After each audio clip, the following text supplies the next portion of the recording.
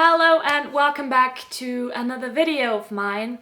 It is currently so overdue, but I owe myself and maybe the one person that is watching a wrap up of the previous month.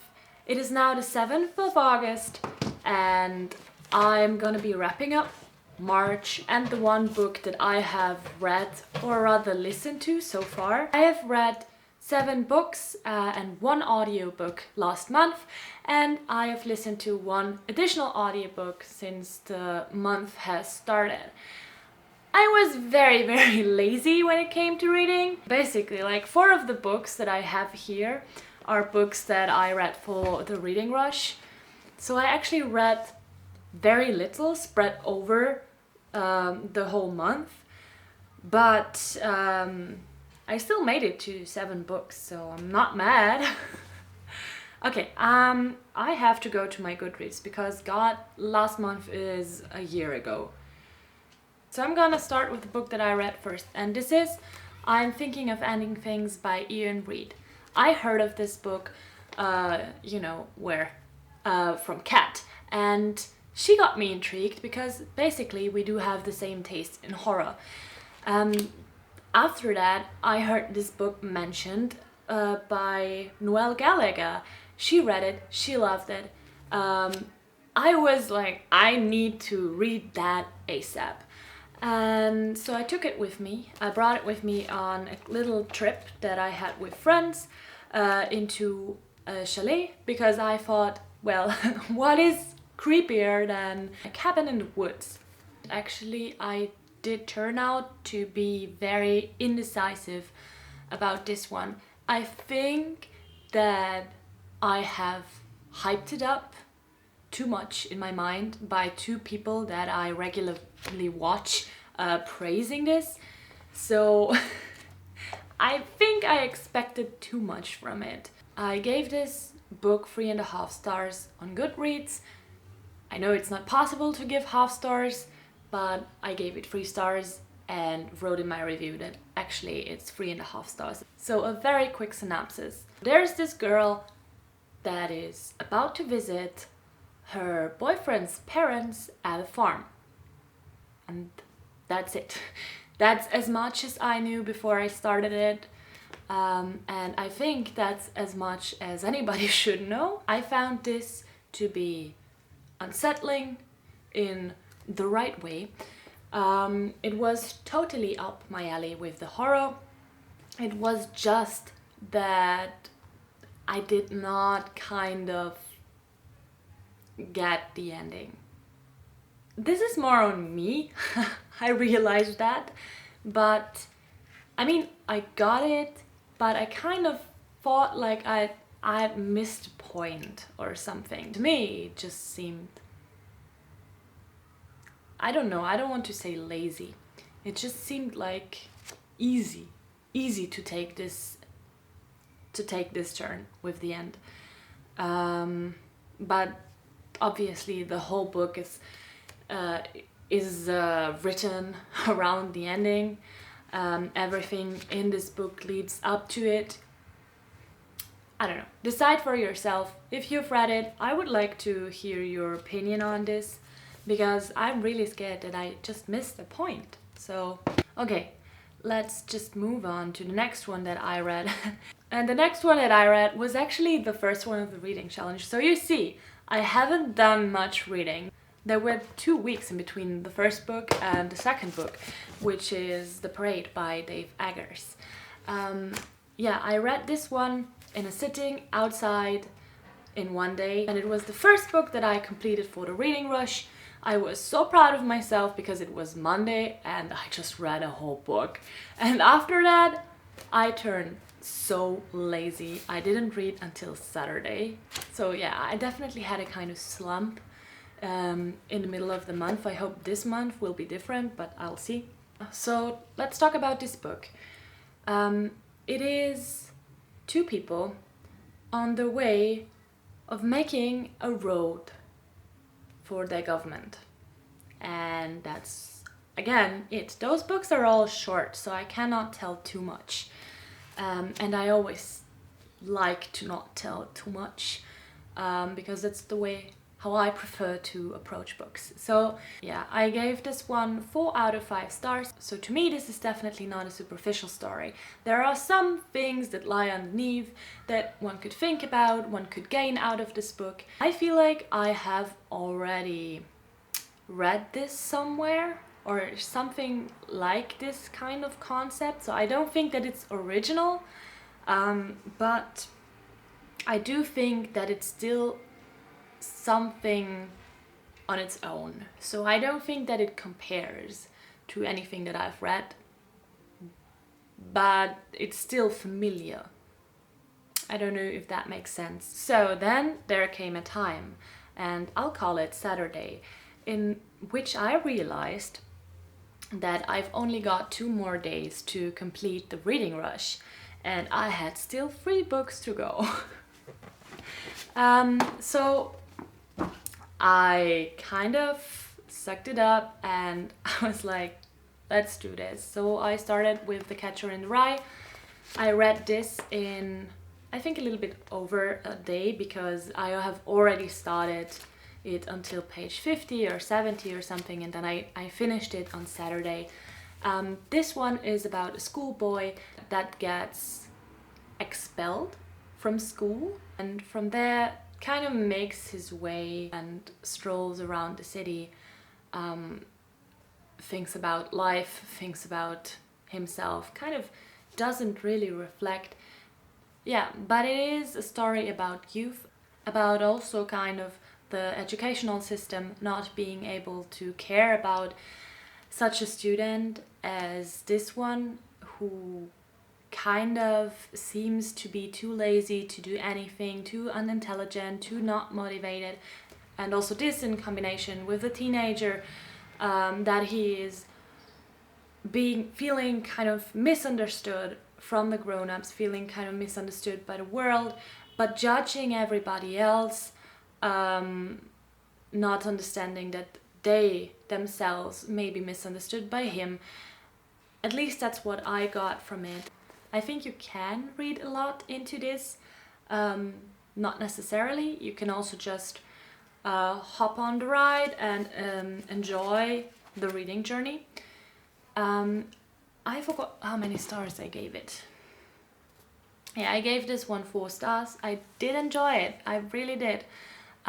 It was just my vibe. I don't think that it's everybody's vibe, but it was my vibe. And it's kind of just the atmosphere that I really enjoyed. So obviously this is a classic. If you haven't read it, you could consider reading it. I don't know. I'm glad that I read it, at least. So next up, I read, this one, Coffee and Cigarettes by Said Andrea Isabella. This is a poems book. It has some nice poems in here. I have started this when I was younger. Now I picked it up again and I finished it on Saturday or Sunday. I think on Sunday morning I finished it. This was a throwback for myself to a way more insecure time. So when I started reading this, I was in a very bad relationship, and it was a long distance relationship. That's how I stumbled over this book, because I was looking for texts in the internet that would help me to get over my situation, and this one came up, so I bought it. And I kind of, reading this was kind of a flashback into this time, and it also gave me a kind of better way of understanding my past self with decisions, because I've already forgot how miserable I was at that time and how little self-esteem I had, and it was nice to revisit myself and to see where I came from, especially when it comes to relationships and putting others first and seeing them as a priority and not giving up your happiness for them. Back to the book. If you're into heartbreak poetry, if you're into this, maybe this would be something for you. I know that Said also writes a blog, so or she wrote a blog. So I think that some of her poetry is available online. So you could go and Google her name, check her out, and see if you would like what she writes. Yeah, a little bit of a throwback for myself. Then next up, I read... What did I read? Tell me, Goodreads. What was my next book? I should know, because it's 1984. I fucking read this book. Yes, I did it! You have no clue how it felt to have finally finished this book. I did finish it, and with this I completed the reading rush, or at least my TBR. Unfortunately, I did not make it by 8 minutes, and I do have footage from that, and I would like to include it because I've also talked about my thoughts in this clip, so I'm gonna insert it now. I have finished! Oh my god, I have finished 1984. And I've officially finished it 8 minutes past midnight, which means that I have officially not managed to complete the reading rush. This sucks. I missed the mark by 8 minutes. But you know what? It kind of counts as the same day if I haven't went to sleep yet, doesn't it? So officially, I have not made it. Unofficially, nobody cares. So I have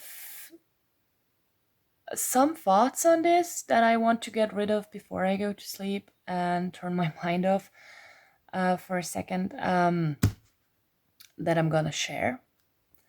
There are some spoilers, I guess, kind of.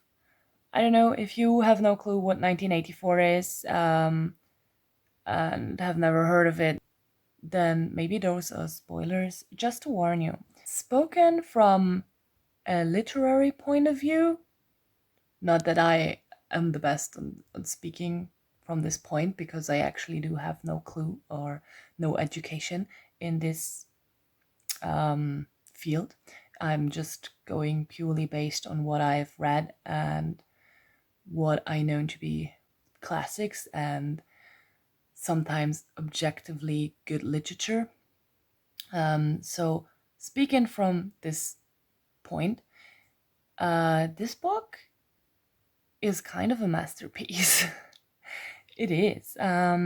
It's masterfully written, but spoken from a very subjective point of view, it was just not my genre, I guess. I did not really enjoy so much. I mean, how do I say it? I enjoyed it because especially the last part, especially the last part gave me shivers. Like, it made me feel anxious and like I was trapped in my own skin and I wanted to break out of it. And it was a good part, although it was uncomfortable to read. That was what it actually made it so fantastic. That it was even, I mean, George Orwell was capable of evoking those kind of feelings in me, even though I was not really interested in the story. I mean, I was interested in the story, to be honest. I was just not interested in the backgrounds. I often do not care about parties, about regimes, about political... yeah, as I said, I'm not a fan of political fiction. To read about this kind of system where everything is hopeless and nobody gets to properly live is something that I'm just not too fond of reading. Yeah, and also it was a little bit illogical to me. not the story itself, but the existence of such a regime. Because if a regime is made up of people, why would people prohibit things such as art, literature, fun, like things that they, as humans, would also enjoy? I mean, I understand that you want to make people obedient and that this is necessary in order to have a greater power, but wouldn't you suffer yourself? Like, who strives for this kind of regime where there's no joy in nothing? I don't think that this is a good idea. If anybody wants to give me their theories on 1984 and how such a regime could actually work, please do, because I would be interested in any other opinion than mine, because I think that I've just missed a lot of things. So yeah, there you have it. So let's put this aside and move on to the next book, which is either this or the other. I don't know. I think it is this one, A Little Life. I have finished this and it was amazing.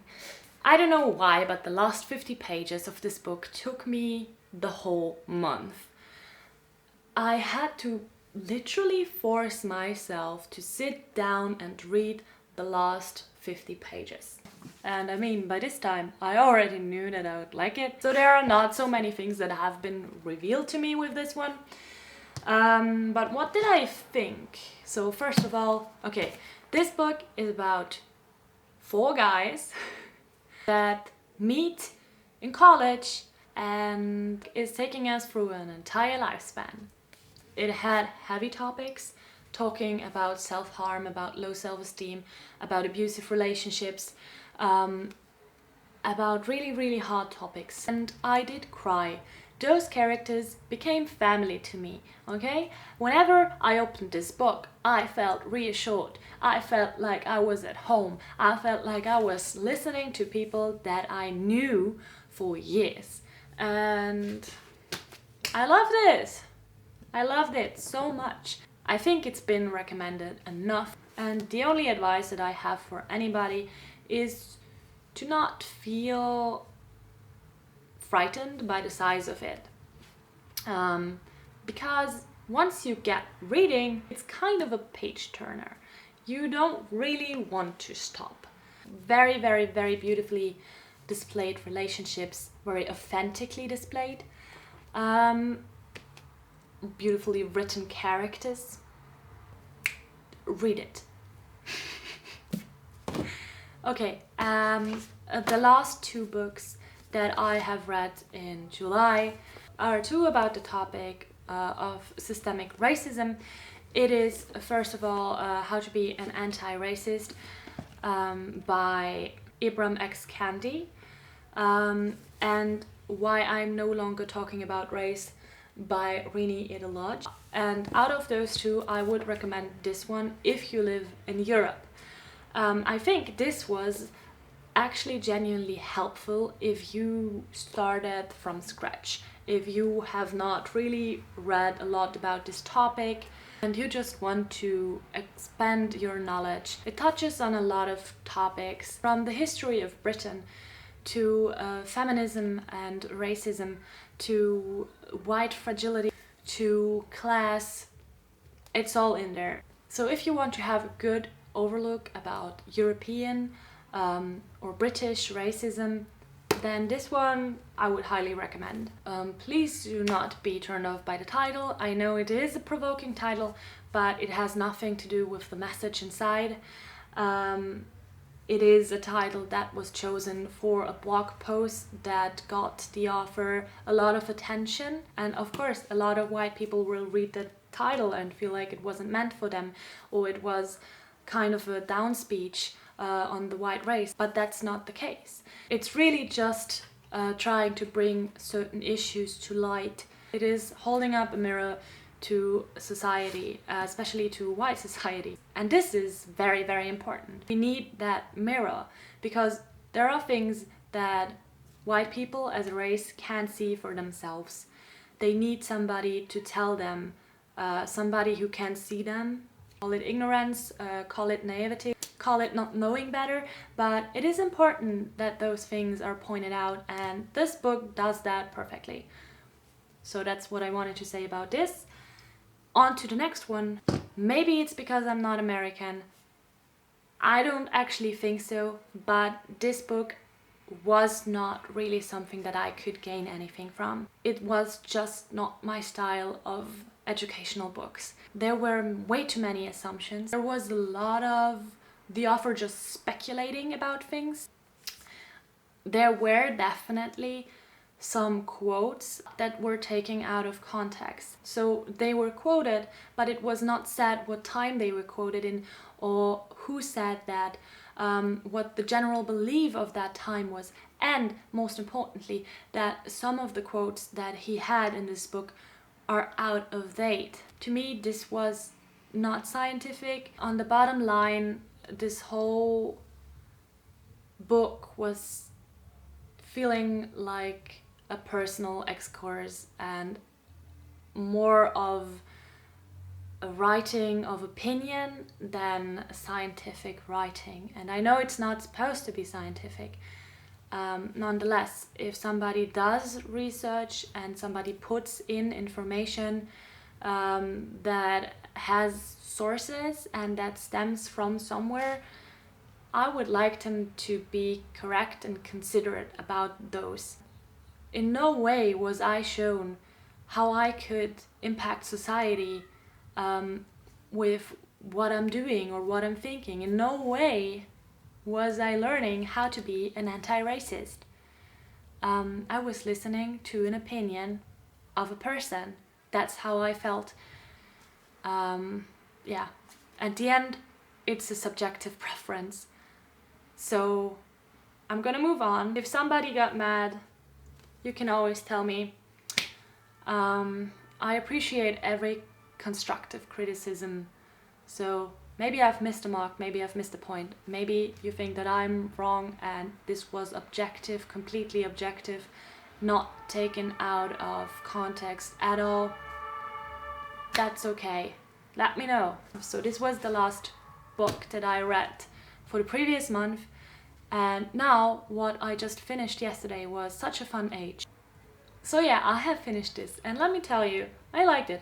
I was genuinely positively surprised. Generally, what I can say is, first of all, the synopsis. So there's this girl that's a nanny, or she's not a nanny, she's a babysitter actually, and she gets asked by the mom of the baby if she could watch the children for a bit. So she says yes because she thinks of the money.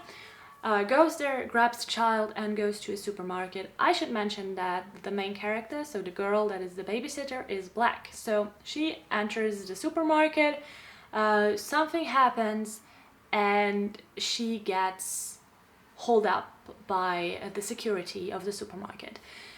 So they don't believe her that she is a babysitter basically. They think that she has kidnapped a child.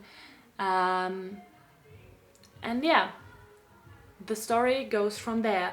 So the first thing that I thought, which I noticed and was not aware of, is that this book was a love story. I didn't know and I was not into it. So at first, obviously, I was a little bit disappointed. I was like, oh my god, I can totally see where this is going. And there will be drama, unnecessary drama most probably. And I will be just with my fingers in my hair pulling it out because I just can't bear unreasonable people. But it turns out that this book is so much more. It is not only about relationships. There are some, I don't know, borderline cringy coincidences there, I feel like, but at the end, like, I started to fall in love with this after about the half of the book, because it touches on topics that are relevant in our society. There was a brilliant discussion at one point between two white characters that had something to do with the main character. Her name is Amira, by the way. And they were arguing over who had the worst tokenism. So who was using Amira more as a token. And they couldn't see for themselves what they were doing. And when it got to the end, I found this end to be so fulfilling, so pleasant, so what I would have wished for Amira the whole time. I hope I did not say too much, and I hope that this makes sense. But good read. Go read it. It is so timely appropriate as well. So if you're looking for a little bit of a fun, light-hearted, but also something to think about read, this one. Such a fun age. Such a fun age by Kylie Reid. So that's it. That's about everything that I can tell you about the books that I've read. It's probably not much, but you know, I do this for fun and nobody's watching me anyway, so I'm basically foolproof. Yeah, now I come to the part where I count the books that I have knocked off from my physical TBR shelf and see how many books I still have to read until all of these books, at least those 2 rows, will vanish. Because, you know, I've already started a new TBR pile that doesn't get shown in this one, so what do you know? There will always be books. So 1, 2, 3, 4, 5, 6. And with this one I'm not sure.